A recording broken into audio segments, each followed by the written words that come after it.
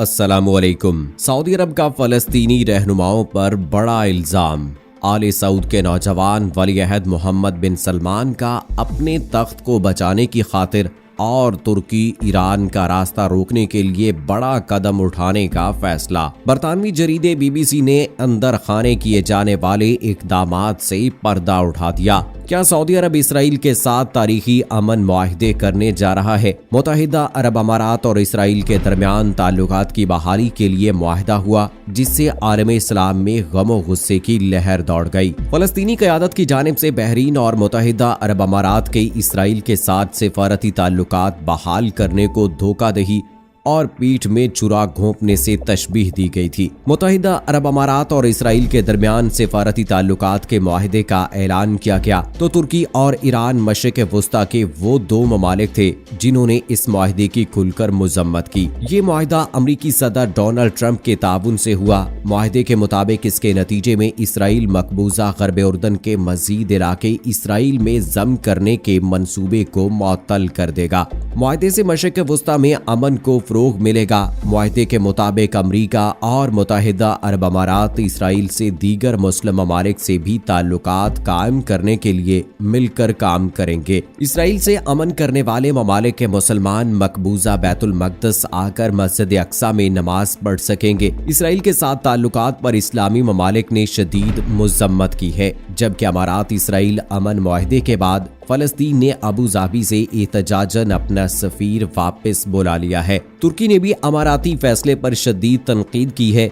तुर्की ने मुत्तहिदा अरब अमारात और इसराइली ताल्लुकात बहाली की मज़म्मत की है और इस इक़दाम को स्ट्रेटेजिक हमाकत और तुर्की ने गद्दारी करार दिया। इस मुआहदे में इलाके की एक बड़ी ताकत ईरान की मुश्तरका मुखालफत पर भी जोर दिया गया है। इसराइल, अमरीका और मुत्तहिदा अरब अमारात ईरान को मशरिक़ वुस्ता के खिते के लिए बड़ा खतरा समझते हैं। दुनिया के कई दीगर मुस्लिम ममालिक की तरह सऊदी अरब और इसराइल के माबैन अभी तक कोई बाकायदा सिफारती ताल्लुकात कायम नहीं हुए, क्योंकि इन ममालिक ने इसराइली रियासत को ताहाल बाज़ाब्ता तौर पर तस्लीम नहीं किया। इसराइल के साथ अब तक सिर्फ 4 मुस्लिम ममालिक ने मुआहदे किए हैं। ये ममालिक तुर्की, मिस्र, उर्दन और अब मुत्तहिदा अरब अमारात हैं। सऊदी अरब ने आज से 18 साल पहले कई दीगर अरब रियासतों के साथ मिलकर एक ऐसी पेशरफ्त तश्कील दी थी जिसे अरब अमन पेशरफ्त का नाम दिया गया था। इस दस्तावेज की सूरत में अरब ममालिक ने इसराइल को पेशकश की थी कि अगर वो इन इलाकों से पूरी तरह निकल जाए जिन पर इसने 1967 की अरब इसराइली जंग के दौरान कब्जा किया था,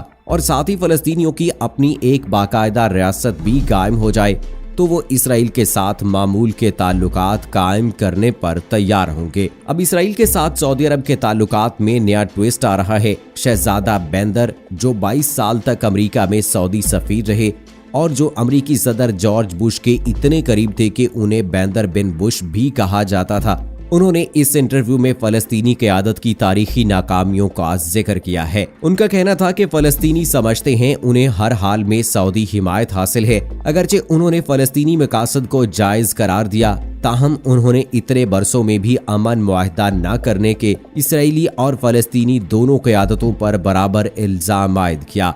उन्होंने कहा कि जब फलस्तीनी क़यादत आपस में भी इत्तफाक नहीं रह सकती तो वो अमन मुआहदा क्या करेंगे। उनका इशारा इस बात की तरफ था कि फलस्तीनी अथॉरिटी गरब उर्दन में इक़्तदार में है, जबकि फलस्तीनी इस्लामी मूवमेंट हमास गजा में बरसरे इक़्तदार है। सऊदी शाही खानदान के करीबी एक अहलकार का कहना था कि ऐसे अल्फाज सऊदी अरब के रियासती TV पर सऊदी बादशाह सलमान और वली अहद मोहम्मद बिन सलमान की मंजूरी के बगैर नशर नहीं हो सकते थे। अहलकार का कहना था कि इन अल्फाज को शहजादा बैंदर से कहलवाना, जो कि एक तजर्बाकार सिफारतकार हैं और सऊदी एस्टेब्लिशमेंट के स्तून माने जाते हैं, इस बात की तरफ इशारा है कि ये हो सकता है कि सऊदी शाही खानदान अपने अवामिल को इसराइल के साथ अमन मुआहदे के लिए ज़हनी तौर पर तैयार कर रही हो। शहजादा बैंदर के अल्फाज सुनने के बाद और खामोशी से बहरीन और मुत्तहिदा अरब अमारात की जानिब से इसराइल के साथ अमन मुआहदों की तायीद करके लगता तो ऐसा ही है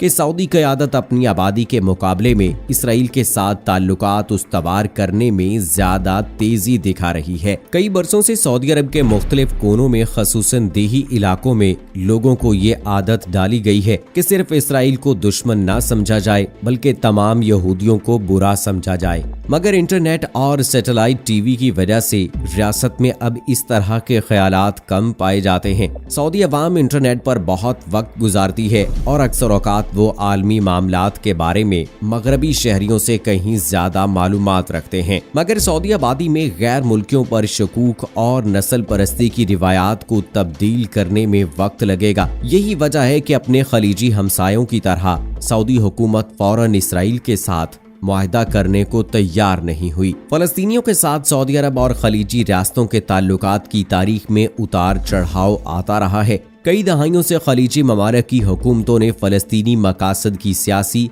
और माली इमदाद की है, लेकिन जब 1990 में फलस्तीनी रहनुमा यासिर अराफात ने कुवैत पर हमले और कब्जे के सिलसिले में इराकी सदर सद्दाम हुसैन का साथ दिया तो उन्हें धोखे का एहसास हुआ। 1991 में जब अमरीकी क़यादत में कुवैत को आजाद करवाया गया तो वहां से फलस्तीनियों को निकाल दिया गया और हजारों मिस्रियों ने उनकी जगह ले ली। उस बरस जब मैं कुवैत गया तो मैंने एक बंद पड़े रेस्टोरेंट की दीवार पर कुछ ग्रेफिटी देखी थी। यरूशलेम यहूदियों का अब्दी घर है और मैं कुवैती ये लिख रहा हूँ। खित्ते के पुराने रहनुमाओं को यासिर अराफात के धोखे से आगे बढ़ने में कई साल लग गए और सितम ज़रीफी ये है कि अरब दुनिया में दरारें खत्म करने में जिनका किरदार बहुत से दूसरे लोगों से ज्यादा था वो खुद को कुवैत के अमीर शेख सुबुल हमद अल सुबा थे, जो गुज़श्ता माह 91 साल की उम्र में इंतकाल कर गए। क्या वो ऐसा करेंगे या नहीं, यही सवाल मशरिक़ वुस्ता में बहुत से लोगों के जहन में है। क्या सऊदी अरब के हुक्मरान जो माजी में इसराइल और उनके फलस्तीनियों के साथ रवैये के नाक़िद रहे हैं,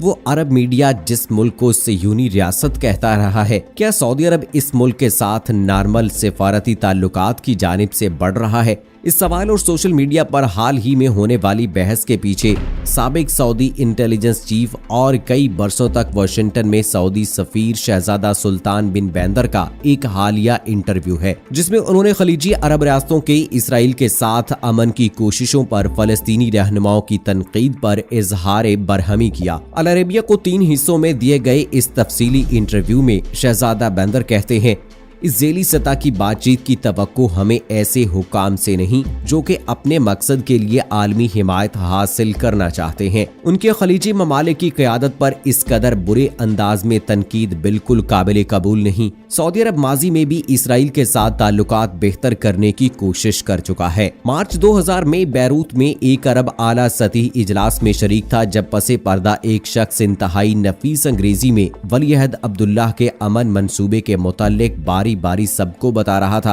वो शख्स आदुल जबेर थे, जो इस वक्त के वलीअहद के मुशीर बराए खारजा अमूर थे। आज वो सऊदी वजीर खारजा हैं। इस अमन मंसूबे ने इजलास में मरकजी हैसियत हासिल कर ली और उसे अरब लीग ने भी मंजूर किया। बुनियादी तौर पर इस प्लान में इसराइल और तमाम अरब ममालिक के दरमियान ताल्लुकात की मुकम्मल बहाली के बदले इसराइल का तमाम मकबूजा इलाकों, गरब उर्दन, गजा पट्टी, गोलान पहाड़ियों और लबनान से पीछे हटना था। मशरकी यरूशलेम को फलस्तीनी दारुल हुकूमत बनना था और इन फलस्तीनी पनाह गज़ीरों के लिए मुनसिफाना हल तलाश करना था, जो 1948 और 1949 की जंग के बाद इन इलाकों में घर बार छोड़कर भागे, जो बाद में इसराइल बन गए। इस मंसूबे को बैनुल अक़वामी सतह पर हिमायत हासिल हुई और इससे सब नजरें इसराइली वज़ीर आज़म एरियल शरोन पर आ गईं। ऐसा लगने लगा कि अब अरब इसराइल तनाज़ा खत्म हो जाएगा। मगर मंसूबे के छुपने से कबल हमास ने एक इसराइली होटल पर बम हमला कर दिया,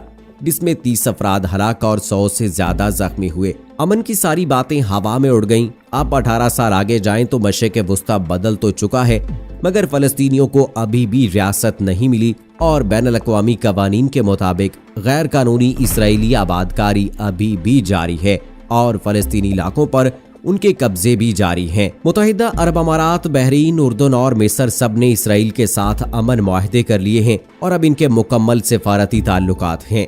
बल्कि उर्दन और मिस्र के सर्द मोहरी वाले मुआहदे के बरक्स इन दोनों खलीजी ममालिक ने बड़ी तेजी से इसराइल के साथ ताल्लुकात बेहतर किए हैं। रिवायती तौर पर सऊदी अरब किसी भी पॉलिसी में तब्दीली के हवाले से सुस्त रवि से काम लेता है और हर सूरत हाल का पहले जायजा लेता है, मगर वलीअहद मोहम्मद बिन सलमान ने ये सब बदल दिया है औरतें गाड़ी चला सकती हैं, आवाम को इंटरटेनमेंट तक रसाई हासिल है और मुल्क में सियाहत की इजाजत दी जा रही है। इसलिए जहां मुस्तकबिल करीब में सऊदी इसराइली अमन मुआहदे के आसार नहीं, मगर अब इसका एक हकीकी इम्कान जरूर मौजूद है। सो दोस्तों, आपको क्या लगता है कि आने वाले वक्त में सऊदी अरब भी इसराइल को तस्लीम कर लेगा और उसके साथ अपने सिफारती ताल्लुकात कायम करेगा? इस हवाले से आप अपनी राय का इजहार कमेंट बॉक्स में जरूर कीजिएगा। मुझे अगली वीडियो तक इजाजत दीजिए।